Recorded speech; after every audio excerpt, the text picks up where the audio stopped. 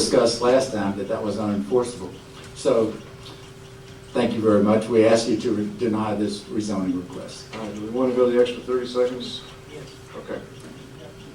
You got your time, 30 seconds. 50 seconds. 1 minute. We're going to negotiate. 1 minute. My name is Sheila O'Shea. I'm a resident of Round Hill Condominiums at 5400 Goswell Road. This is not a compromise. This is a catastrophe.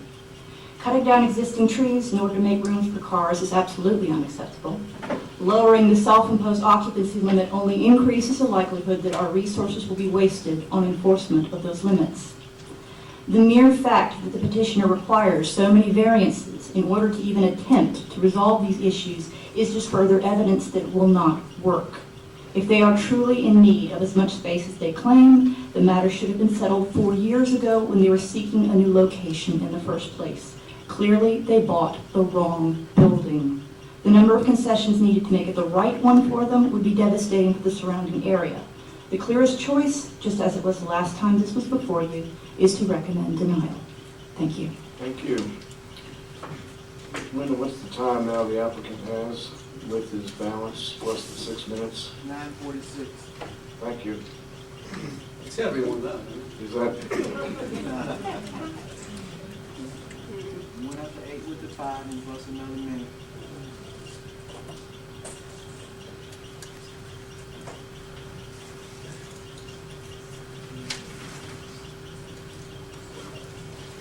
I don't need that much time anyway. I'd like to address a number of the issues that have been raised, though. First of all, we don't need any variances with regard to this proposal. The only reason we have asked for variances is to address issues that have been raised by the opposition. And in an attempt to address issues that have been raised by the opposition, such as parking, they've raised the issue of parking. The code, and when the Church of Scientology purchased this building, they were very aware of what the code required. And the code required 46 parking spaces, and they're providing 81. That's what was available to them outside the building with no changes whatsoever. And without changing anything outside, they didn't need any variances at all. And so the only reason there are variances proposed is to try to address the alleged issue in this case, which is parking. We have tried to address that issue in a couple of ways. One is by providing additional parking spaces, and the provision of those additional parking spaces will have absolutely no adverse impact on anyone because all of the additional parking spaces are located behind a brick wall and are not visible. And the parking islands that we are seeking to be exempted from do not exist now.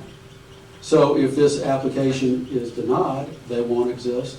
If this application is approved at 32,000 square feet, they won't exist, and neither will the trees that would have gone in the parking islands. The whole concept was to try to do everything possible to address the alleged concerns. The Church of Scientology does not believe they need as many parking spaces as they are proposing to provide. The reason is because they use a tremendous amount of square footage for each occupant or for each member of their church that is in the building at any one time. They bought the building with their eyes open, knowing what they were proposing to do, knowing what the code requirements were, and knowing what the site afforded on the site.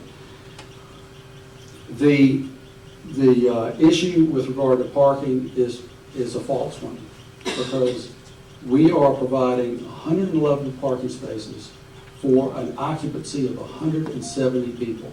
How can anyone possibly argue that that is not enough parking in a church setting for 170 people?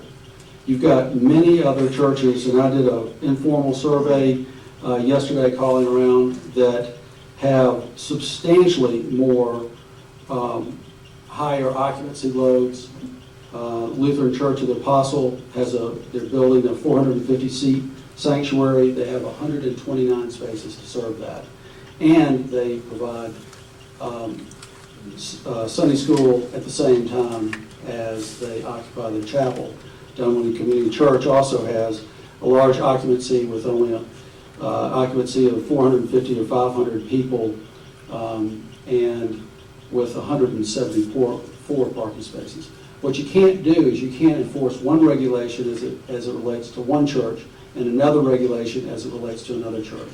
In this case, we are trying to address the alleged issue, but you cannot enforce a code that, as it relates to one church, and enforce a different code as it relates to another church. As it relates to traffic, the ITE trip generation rates, which is something that the Institute of Transportation Engineers, the daily rate for a 43,916 square foot church is 156 fewer daily weekday trips than the 32,000 square foot office building that sits there today. That's based on national studies. That's not based on any study of this particular situation. And it doesn't take into account the fact that in this church situation, we're limiting the total occupancy to 170 people. It would be far, a much greater difference in trip generation if you actually studied it based on 170 people versus the office building of 32,000 square feet. There is no cap on the office building at 32,000 square feet. There's also no cap on the proposed recommended conditions of the church at 32,000 square feet. But we have voluntarily agreed in a negotiated set of conditions between the staff, between the city attorney's office and the applicant to place a cap on this use at 170 total people. That is an enforceable cap. First of all, you could station somebody outside to watch. Secondly, the fire department has a mechanism to count people if they choose to count. There are occupancy counts on every single auditorium, every single building, every single restaurant in the city of Sandy Springs. And the fire department has that ability to do that. Your zoning enforcement division has the ability to do that. Staff has indicated that is not a problem, not an issue for them. There is no residential use that is directly adjacent to this site. There are multifamily residential uses across Glenridge and across Roswell Road from the site, but we directly adjoin a post office and an office building. We directly adjoin a 5-lane road. There is not a traffic issue as it relates to this proposal. If this property is utilized as an office building, as it's currently developed, it would have more traffic impact on the surrounding uses than the proposed use, particularly now that we have proposed to limit the occupancy. And also the use of the building, the times at which it is used is different than an office use, which typically has more demand on the AM peak and the PM peak than a church use would. And in this case, that would certainly be the case. So the bottom line is that the church has done everything that they possibly can to address the issues that have been raised in this case. We have attempted to address the concern with regard to the number of parking spaces by agreeing to provide additional spaces. The Church of Scientology does not believe they need those spaces, but they've agreed to provide them in order to address the perceived need for them in the community. They've also agreed to place a limitation or a cap on the number of people. There was a lot of discussion earlier by one of the opposition speakers about square footage and the number of assembly spaces. What does it matter how many assembly spaces there are in this building if the cap is 170 people? You could have them spread among 170 different rooms. It wouldn't matter. The whole point is that there's a cap of 170 people, and no more than 170 people could be located within the building at any one time.